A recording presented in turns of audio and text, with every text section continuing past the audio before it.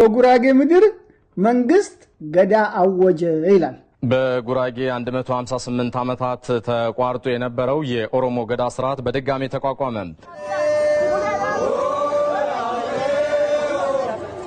ለ158 ዓመታት ተቋርጦ የነበረው የጉራጌ ዞን የኦሮሞ ገዳ ስርዓትን መልሶ የማቋቋም ፕሮግራም ተካሂዷል። የጉራጌ ዞን ዋና አስተዳዳሪው አቶ መሐመድ ጀማል እንደ ሀገር ከገባንበት ችግር ልንወጣ የምንችለው ባህሎቻችንን እሴቶቻችንን አጠናክረን በየአካባቢው ያለው ትስስራችን ስናጠናክር ነውና እሺ የጋዜጠኞቹስ ሲሆን የእንጀራ ጉዳይ ነው እንበል።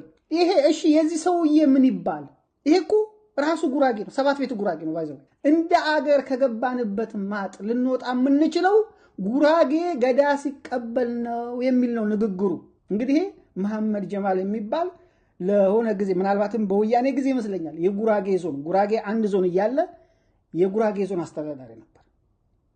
በሚያስደነግጥ መልኩ ምን አለ? እንደ ሀገር ከገባንበት ማጥ ልንወጣ የምንችለው ጉራጌ ገዳ ሲቀበል ነው እያለ እንዲህ አይነት ገልጦችም አሉ ባይዘው። ስለዚህ የጉራጌ ችግር is not only an external ውጫዊ ብቻ አይደለም፣ እንደዚህ አይነቱም የቀነጨሩ አሉ። እንቀጥል መሰለኝ። ቀጣይ ማመጣላችሁ ይሄ ሰውዬ ነው። ርስቱ ይርዳው ይባላል። የደቡብ ክልል ሊፈርስ አካባቢ የደቡብ ክልል ፕሬዝዳንት ነበር። ከዛ ቀደም ደግሞ አይ ቲንክ የጉራጌ ዞን ጉራጌ አንድ ዞን እያለ የጉራጌ ዞን አስተዳዳሪም ነበር መሰለኝ። ጠቅላይ ሚኒስትር አብይ አህመድ ጉራጌ ክልል አያስፈልገውም ብሎ ሲናገር እንዴት እንዳጨበጨበ እዩት። ጉራጌ ክልል የለውም፣ ኢትዮጵያ ሁሉ የጉራጌ ስለሆነ። ይሄ እዚህ ጋር የሚያጨበጨበው ይሄ ሰውዬ ነው፣ ርስቱ ይርዳው። በነገራችን ላይ የጠቅላይ ሚኒስትር አብይ አህመድ ንግግር አስከፍቷቸው ያላጨበጨቡ ሰዎችም አሉ። ጉራጌ ክልል መሆን አይገባውም ብሎ ሲናገር ያኮረፉ ሰዎች ሲያይ ፊቱን ተቀየረ፣ ወዲያውኑ ወደ ብሽቀት ንግግር ገባ። ሌላው ሲጠይቅ ይገባኛል፣ ጉራጌ ሲጠይቅ ደግሞ ያሳፍረኛል። ይታያችኋል እንዴት ፊቱ እንደተለወጠ። በጣም የሚገርማችሁ ይህ ጋዜጠኛ ነኝ ተብዬ ጎንደሬ ጉራጌ ላይ ገዳ እንዳላወጀ ሁሉ የሲዳማ ክልልነት ጉዳይ ግን እንዴት ዲሞክራሲያዊ እንደሆነ እንዴት አስፈላጊ እንደሆነ ሲለፈልፍ ስሙት። ለዘመናት ሲጠየቅ የነበረው የሲዳማ የክልልነት ጥያቄ ዛሬ መልስ አግኝቶ መከናወኑ ደስታ እንደፈጠረባቸው የክልሉ ነዋሪዎች ተናግረዋል። አራሱ ብቻ አይደለም። ይህንን ተከትሎ የአዲስ አበባ ከተማና የኦሮሚያ ክልል መንግስት ምን አደረጉ? ዛሬ ይፋዊ የክልል መንግስት ምስረታውን በሐዋሳ ከተማ ያካሄደው የሲዳማ ክልል ከክልሎችና ከከተማ አስተዳደሮች ከ200 ሚሊዮን ብር በላይ ድጋፍ አገኘ። በስነ ስርዓቱ ላይ የኦሮሚያ ክልል የ100 ሚሊዮን ብር ድጋፍ ያደረገ ሲሆን በተመሳሳይ የአዲስ አበባ ከተማ አስተዳደርም የ50 ሚሊዮን ብር ድጋፍ አድርጓል። እንግዲህ ይሄ ነው ጉዱ።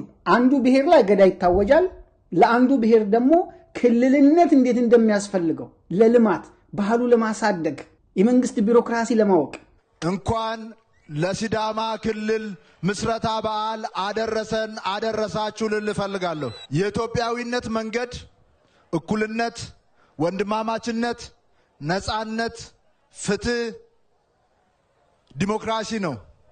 ከዚህ ውጪ ያለው መንገድ ሁሉ የጥፋት መንገድ ነው። እንግዲህ እዚህ ጋር አቶ ሽመልስ አብዲሳ ስለ ብሔርና ብሔረሰቦች እኩልነት፣ ፍትህ ይናገራል። ሽመልስ አብዲሳ ግን የጉራጌ ማህበረሰብ በተለይም ክስታኔዎችን ላለፉት 4 ዓመታት ከኦነግ ሸኔ ጋር ተመሳጥሮ የሚያስጨፈጭፍ በጥቅምት 21 እና 30 2017 ዓ.ም ወደ 60 የሚጠጉ ክስታኔዎች በመቂ ከተማ አቅራቢያ ኮሬጋሌና ደራባ በተባሉ ቀጠናዎች ሹሩቤናቸው እንዲባሉ ሂዩማን ሄር ዊግ ገዝቶላቸው መሰል ሸኔ አሰማርቶ በጣም በአሰቃቂ ሁኔታ ሌሊት ላይ መጥተው የሽመልስ አብዲሳ ሸኔዎች 60 ክስታኔዎች አርደው ሄዱ። በቅርቡ ደግሞ ከጥቂት ሳምንታት በፊት ከምድረ ከብድ ገዳም በስተምስራቅ በኩል ኦምቦሌና ጆሮ ቀጠና አሁንም ሽመልስ አብዲሳ ያሰማራቸው ሸኔዎች በሌሊት መጥተው 17 ክስታኔዎችን በጥይትም በካራም ገደሉ፣ ቤት አቃጠሉ፣ ብዙ ሰዎች አግተው ሄዱ። ብዙ ከፍቶች ነድተው ኦሮሚያ ክልል ገቡ። ማንም አልነካቸውም። የኦሮሚያ ጸጥታ ኃይል የኦሮሚያ ልዩ ኃይል አልነካቸውም። በቅርቡ ደግሞ ከጥቂት ቀናት በፊት ከሱተን ከተማ በስተደቡብ ምስራቅ ሰመሮ ሚካኤል በተባለ ቀጠና የኩምሳ ድሪባ ሸኔዎች ገብተው 15 ቤቶች አቃጠሉ፣ 10 ሰው አግተው ሄዱ። ህፃናትና አረጋውያን 4 ሰው ገደሉ። አያችሁ አይደለ የኦሮሞ ፖለቲከኞች ጭካኔ። በእርግጥ የኦሮሞ ብሔርተኞቹን ብቻ መውቀስ የለብንም። አሁን ያሳያችሁ በተለይም ይሄ የሰባት ቤት ጉራጌ ፖለቲከኛ ነን የሚሉ ኃይሎች ምን ሲቀባጥሩ እንደነበር ያም አንዱ ካውንት ያደርጋል። በነገራችን ይህ ሁሉ አርማዊ ጭካኔ በክስታኔ ህዝብ ላይ የፈጸመ ግን ሽመልስ አብዲሳ የብሔርና ብሔረሰቦች እኩልነት ፍትህ እንዴት አስፈላጊ እንደሆነ ይህም የሲዳማ ህዝብ ክልልነት በማግኘቱ እንደተገለጠ ይናገራል። እንግዲህ የጉራጌ ፖለቲከኞች ችግር እንዳለ ሆኖ የጉራጌ ህዝብስ ምን ጎደለው ክልል ይሁን ሲባል ደግሞ አለቃው ጠቅላይ ሚኒስትር አብይ አህመድ እንደዚህ ያሾፋል። ምን ፈልገው ከዚህ ካይሮ ሰው ሄዶ ደርሶ እንዲመጣ ሰው ሞቃዲሾ የዋለ ቅዳሜና እሑድ ውሎ እንዲመጣ ሐሳቡ እኮ እንደሱ ነው። ውጡ ከዚህ ከትናንሽ ነገር። ትናንሽ ነገር ደግሞ ለጉራጌ የሆነው መቀመጥ እኮ አይችልም። ጉራጌ ስራ ካለ አሁን ሞቃዲሾ ሲከፈት ማን ነው ሄዶ የሚሰራው? ታዲያ ምን ክልል ያስፈልጋቸዋል? መስራት ነው እንጂ ሄዳችሁ እዚህ ጋር አጎት ብርሃኑ ያለ ምክንያት አይደለም ይዤ የተከሰትኩት የሚያወጋን ነገር አለ። እስቲ እንስማው። እኔ በምክንያታዊነት አምናለሁ። የጉራጌን ክልል መሆን ትክክል አይደለም ብዬ አምናለሁ። ኦር ክልል ነኝ ብሎ ሲጠይቅ ትክክል አይደለም ብዬ ተከራክሬያለሁ ፊት ለፊት።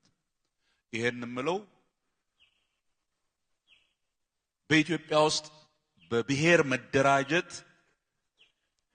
ከሚጎዳው ማህበረሰብ ውስጥ ትልቁ ጉራጌ ነው ብያለሁ። አያጎት ብሬ በምክንያታዊነት ነው የማምነው አለ። ባይዘው ሰምታችሁታል።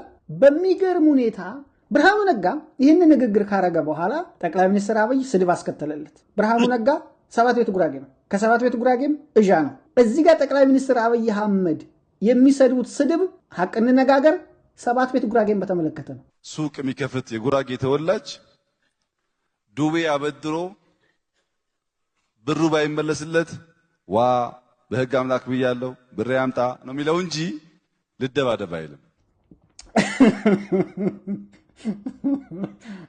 አረ ወሎ አይስቋል።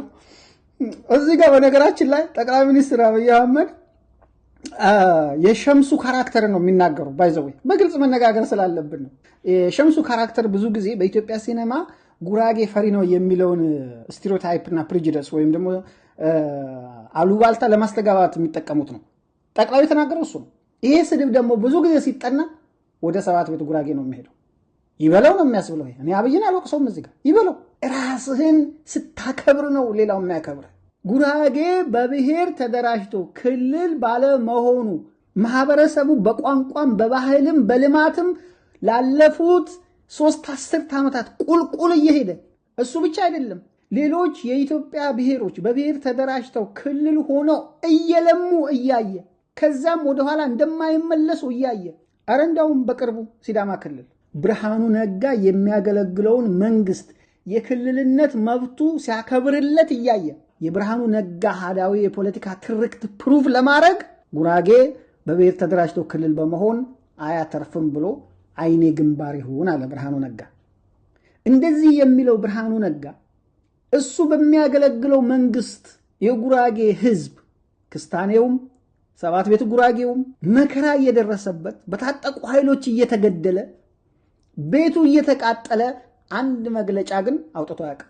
እርዳታና አሰባስብ ለተፈናቀሉ ለተገደሉ አንገታቸው በካራ ለተቀላ ብሎ ያውቃል። ይህ ሰውዬ እንግዲህ ምን ይለናል? እኔ በምክንያታዊነት አምናለሁ ይላል። የኛ ማህበረሰብ ደግሞ ትልቁ ችግሩ ምንድነው? ይሄ ከፊታቸው ዶክተር ፕሮፌሰር ተብሎ ገላጭ ስም የተለጠፈላቸው ሰዎችን አዋቂ አርጉ ወይም ደግሞ ችግሩን የሚፈቱለት ሰዎች አርጎ ይቆጥራል።